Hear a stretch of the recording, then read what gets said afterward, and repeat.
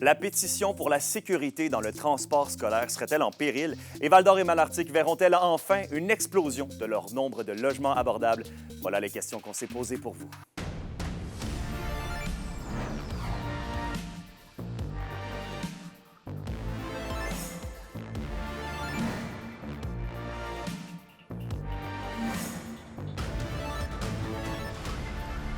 Bonjour à tous, ici Alexandre Cabana, en remplacement d'Anthony Dallaire. Très heureux de vous retrouver. Tout d'abord, à Québec, le gouvernement de la CAQ a refusé hier d'étudier la pétition qui réclamait de nouvelles mesures de sécurité dans le transport scolaire. Une pétition mise sur pied à la suite du décès de Nathan Macamo lors de la rentrée scolaire en août dernier. Les réactions avec Anthony Dallaire. Le gouvernement tourne le dos à la région et aux écoliers du Québec. C'est du moins ce que croit le député libéral Monsef Déragi. C'est malheureux, mais c'est la vérité. Malheureusement, toute la mobilisation citoyenne, la CAQ hier l'a annihilée. Ce dernier déplore qu'une pétition signée par près de 600 personnes et parrainée par Suzanne Blais, députée d'Abitibi-Ouest, ait échoué à convaincre le gouvernement d'en faire plus pour protéger les jeunes. Aujourd'hui, c'est la démonstration claire et nette que malheureusement, la CAQ refuse de sécuriser nos routes, refuse de donner suite à cette demande quand même importante. C'est une énorme mobilisation en Abitibi par rapport, suite au décès tragique, malheureusement, de Nathan. Contactée par téléphone aujourd'hui, la tante du petit Nathan à l'origine de la pétition est consternée. Elle qui affirme ne pas avoir été contactée par les équipes du gouvernement et d'avoir appris la nouvelle dans les médias. Il y a une déception aussi au niveau du fait qu'ils ont tous porté le ruban Nathan de façon très publique. Ça avait l'air quasiment juste un stunt politique, là, parce que quand c'est le temps de prendre des actions, finalement, ils ont en plus, c'est eux qui sont au pouvoir. Fait qu'il y avait le pouvoir, même sans pétition, de changer les choses.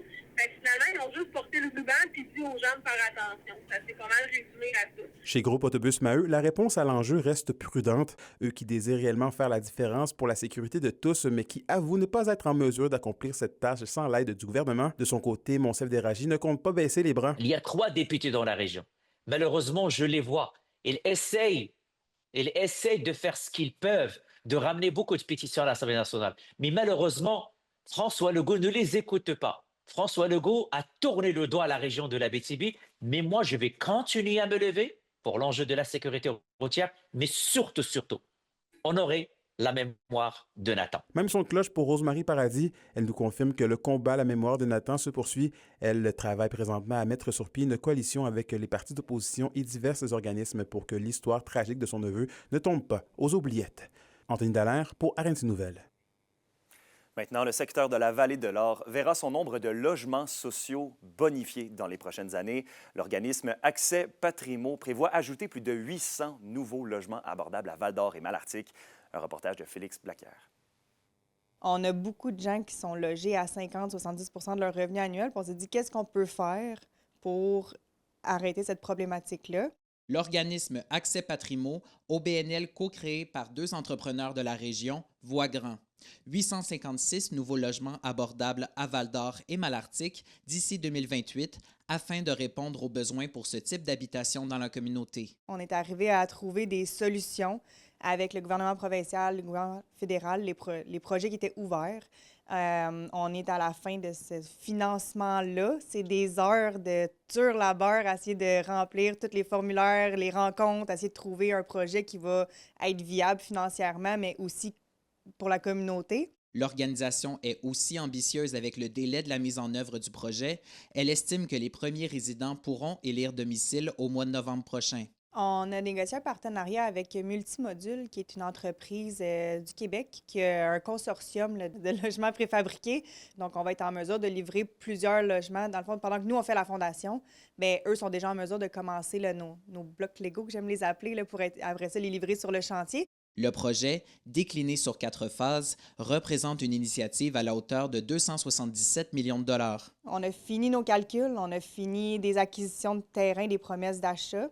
On est à l'étape de l'attente de développeurs qualifiés là, avec la SHQ, si on est en mesure d'avoir ce titre-là. Le député d'Abitibi-Est, Pierre Dufour, a d'ailleurs apporté son soutien dans leur objectif de faire de l'OBNL un développeur qualifié. C'est que c'est une reconnaissance par le gouvernement. Donc, c'est un peu après ça que tu es capable de peut-être possiblement sauter des étapes parce qu'ils vont avoir confiance en cet organisme-là.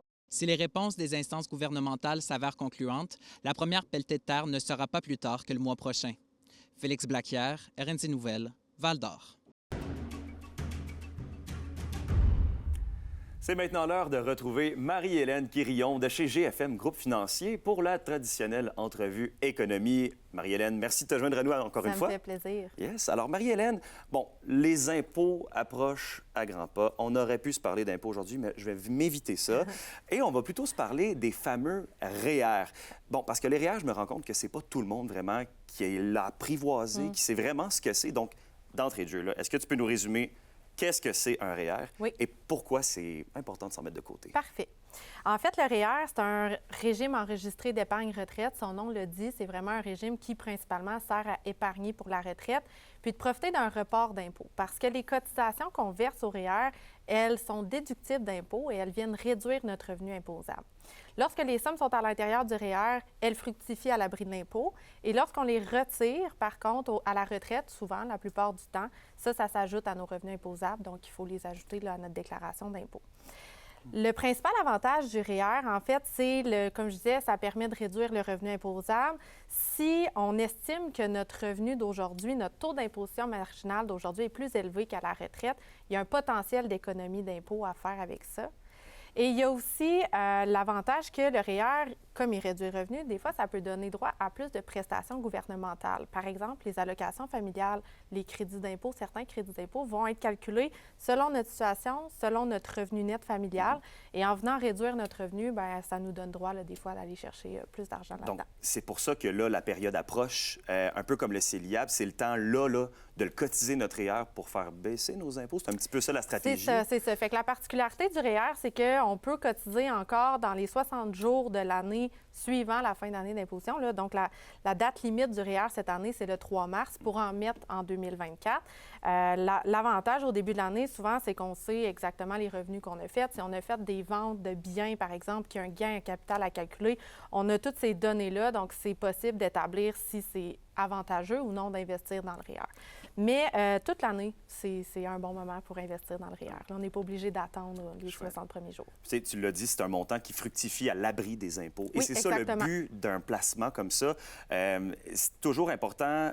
Est-ce qu'il y a des trucs, peut-être, pour justement s'assurer que ce placement-là fructifie? C'est seulement de le garder dans le temps? C'est quoi? C'est sûr que pour que l'argent fructifie, le REER, c'est vraiment comme une coquille, là. C'est ce qui donne droit à la déduction d'impôt, mais à l'intérieur, on va choisir un placement.